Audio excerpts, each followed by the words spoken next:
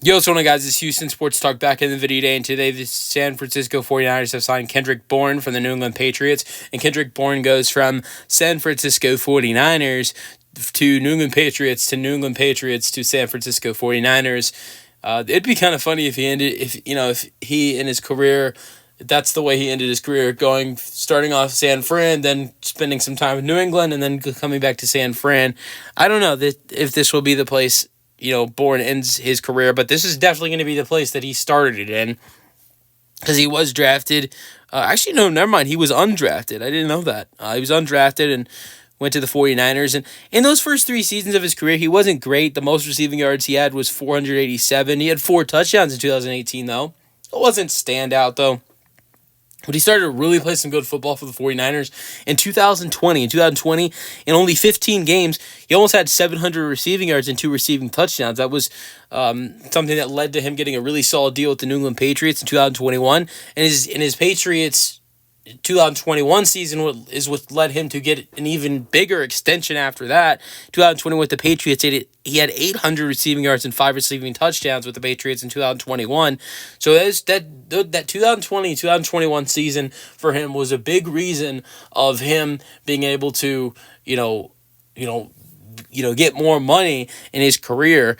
But in the last 3 seasons, his numbers have gone down. Last 2 seasons, he's had more injuries. Like, at least 2022, he was healthy. He just wasn't playing great.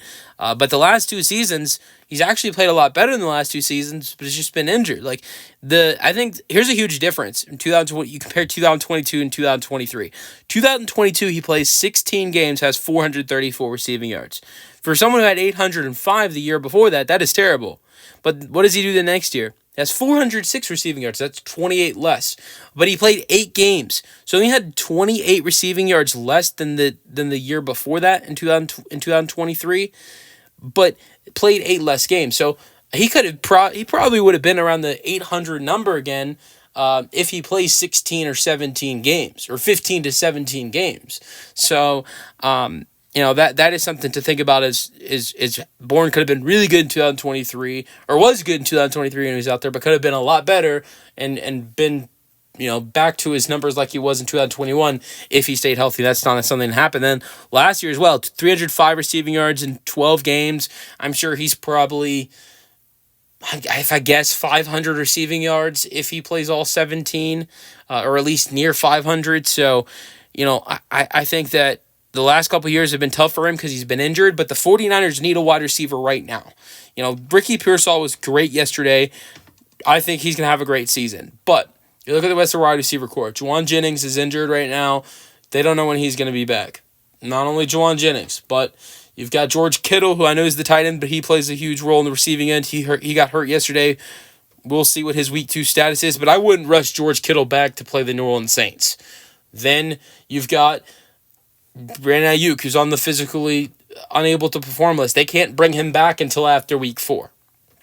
So knowing Ayuk's not going to be back until at least week 5, I wouldn't play George Kittle week 2. If it is something serious, or if it's something that you don't want to rush him back to, I wouldn't do it when you're literally playing the New Orleans Saints. So if Brock Purdy can't win a game with Kendrick Bourne and Ricky Pearsall and Marquez Valdes-Scantling and Christian McCaffrey in that 49ers defense against the Saints, the 49ers have problems this year. They'll 100% win that game without Kittle, Ayuk, and Jennings. They can do that against the Saints.